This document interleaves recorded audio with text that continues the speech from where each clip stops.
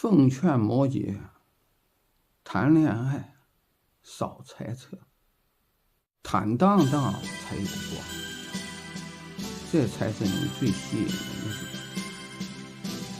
不要在刚接触一个人的时候，对他有太高的期待。如果他还没有明朗，模棱两可，不够直接，这时候你就把他作为伴侣考虑，还不知道将来哪一天是谁的媳妇，对吧？你就以为他是你的囊中之物，开始想入非非。